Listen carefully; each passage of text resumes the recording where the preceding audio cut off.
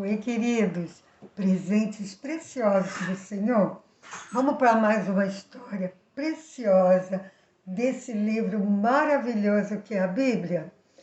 Mas antes eu quero pedir para você que tem assistido os nossos vídeos, se você tem gostado, queria te pedir que você se inscrevesse no canal, desse o like, que você compartilhasse para que mais crianças e adolescentes pudessem aprender desse livro precioso numa linguagem simples que é através das histórias. E obrigado a todos vocês que estão se inscrevendo no nosso canal. Que Deus possa abençoar a vida de todos vocês. E a esse Deus maravilhoso, toda a honra e toda a glória sempre. Trazendo à memória um pouquinho da última história, vamos lembrar que Gideão venceu um exército numeroso com apenas 300 homens, porque Deus estava com Gideão e Deus lutava por Israel. Que bom, né? E aprendemos também com essa história que Deus, Ele nos ajuda, a gente não precisa ter medo. Ele está comigo, Ele está com você e Ele nos ajuda. Não é maravilhoso saber disso? Depois que Gideão morreu, seus filhos ficaram, né? E a Bíblia, a palavra de Deus diz que Gideão ele teve muitos filhos, 70, porque ele teve também muitas mulheres. E Gideão, ele tinha falado, Israel pediu para ele, ou seus filhos, governar Israel. Mas Gideão havia falado, vocês lembram, que ele não governaria Israel, nem ele, nem seus filhos. Só que Gideão, ele teve um filho de uma dessas mulheres, que não era sua esposa, lá da cidade de Siquém. O nome desse seu filho era Abimeleque. E Abimeleque, ele quis governar Israel. Então ele fez algo terrível. Ele queria governar sozinho.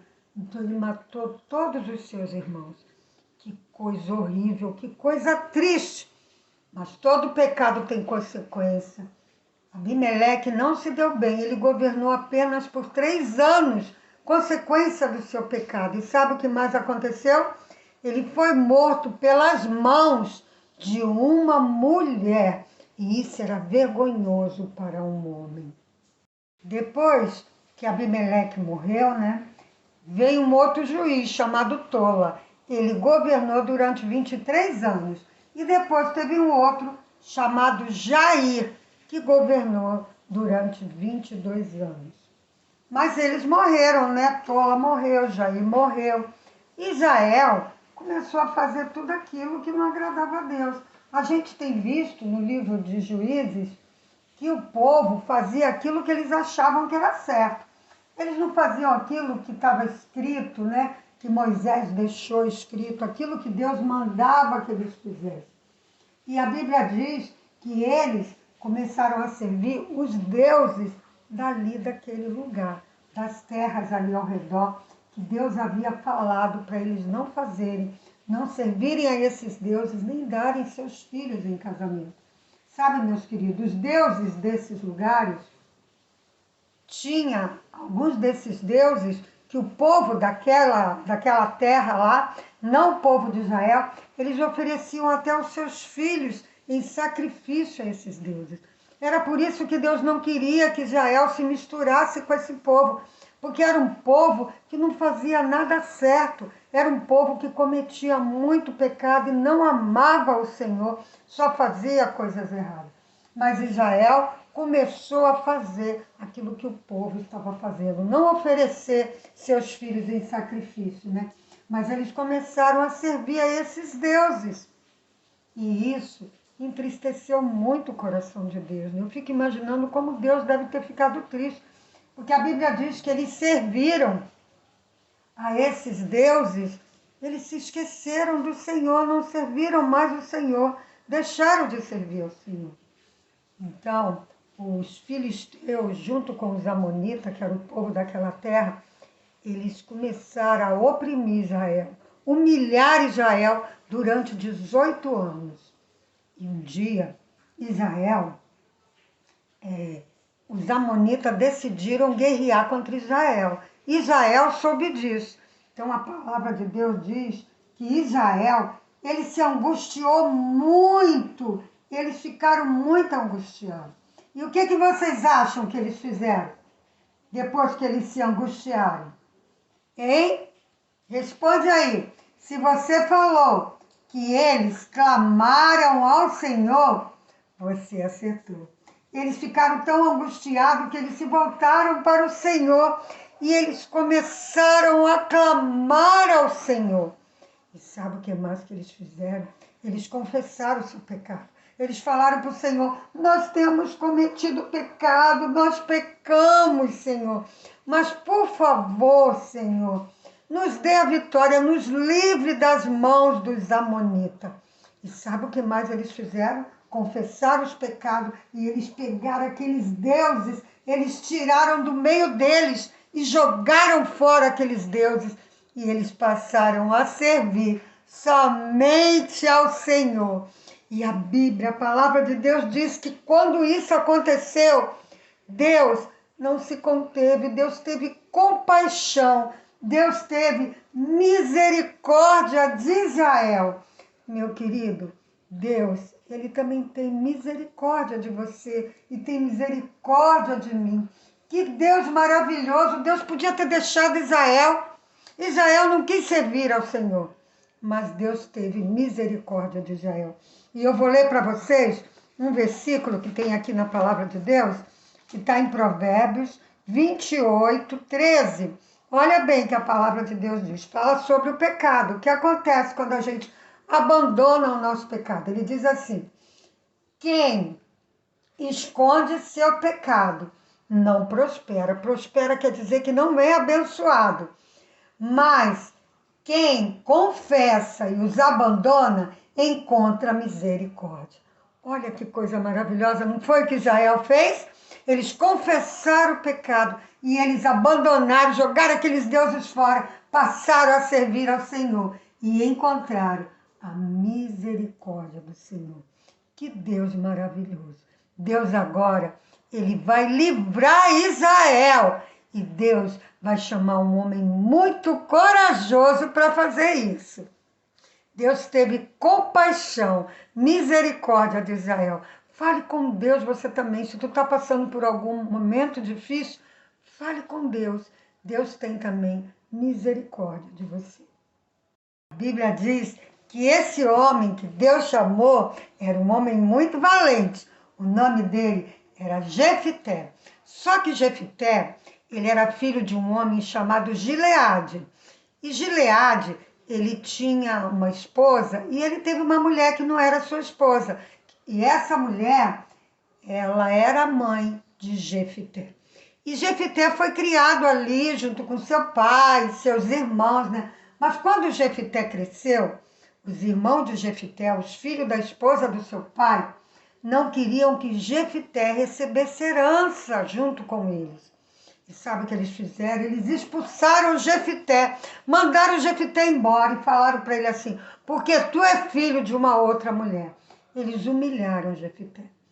Talvez você possa passar por alguma situação assim, de ser humilhado, as pessoas não gostar de você, humilhar você, talvez por causa da roupa que você usa, né? Não é uma roupa da moda, talvez o seu cabelo, a cor da sua pele, na escola podem rir de você, mas saiba, meus queridos, que Deus, Ele ama você, e Deus, Ele tem misericórdia de você, Ele tem misericórdia de mim. As pessoas não têm.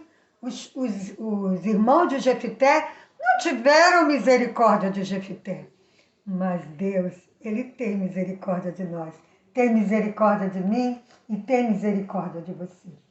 Jefité, então, ele fugiu. A Bíblia diz que ele foi para um lugar chamado Tobi, lá perto do deserto, e ele ficou por lá. E passou-se um tempo, a Bíblia não diz quanto tempo foi, e os amonitas vieram fazer guerra contra Israel de novo. Então Israel começou a procurar um homem valente para ser o comandante do seu exército. Então Israel foi atrás de Jefité. E eles chamaram Jefité para liderar o seu exército. Então Jefité, ele aceitou ser o comandante do exército de Israel. E a palavra de Deus diz que o Espírito Espírito do Senhor, o Espírito Santo de Deus, estava sobre Jefité. Deus ia dar vitória para Jefité. Deus ia lutar por Israel. Que Deus maravilhoso! Que Deus misericordioso! Deus tem misericórdia de você, meu querido. Misericórdia é dó, é compaixão, é amor. Deus ama você e Deus me ama e tem misericórdia de mim também.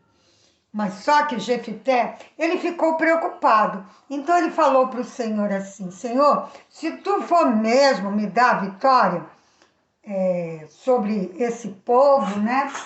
Então, quando eu voltar da batalha, quem vier ao meu encontro, primeira coisa que vier ao meu encontro, eu vou oferecer ao Senhor. E assim, Jefité, ele se tornou o comandante do exército de Deus e ele foi guerrear junto com Israel contra os amonitas. E Jefité, ele venceu os amonitas. E sabe de uma coisa? Ele venceu mais 20 cidades. Olha só que legal! Tudo isso aconteceu porque Deus estava lutando com Israel. O Espírito de Deus estava sobre Jefité. O Jefité voltou para casa todo contente com a vitória, né? Quem é que vai ao encontro de Jefité? A sua filha. E a palavra de Deus diz que era a única filha que ele tinha. Ele amava a sua filha. E ela veio ao seu encontro toda feliz e Jefité contou para ela. E ela disse para o pai: Pai, faça como o Senhor prometeu ao Senhor.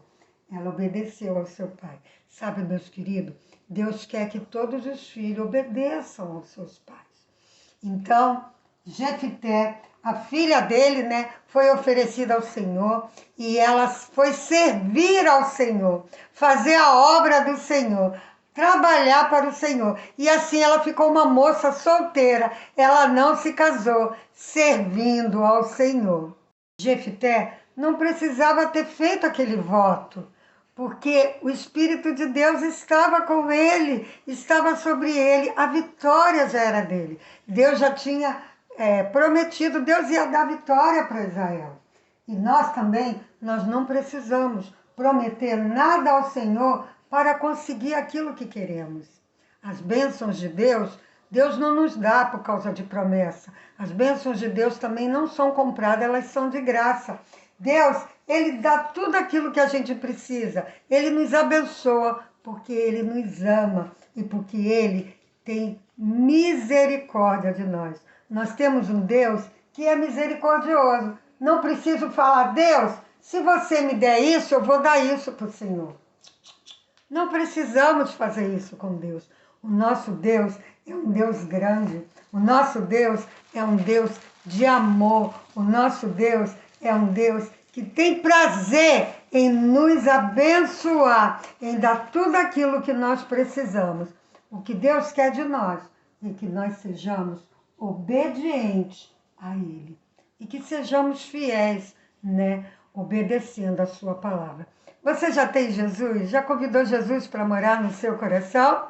Ainda não, meu querido. O que você está esperando? Se você sabe, se você entende que você é pecador e que Deus enviou Jesus para morrer numa cruz, para que seus pecados fossem perdoados, que ele foi sepultado, mas ele ressuscitou no terceiro dia e ele pode perdoar você, recebe Jesus no seu coração, se ajoelhe depois da história, fala: Senhor Jesus, eu sei que eu sou pecador, faz a sua oração, fala: me perdoa, Senhor, me salva.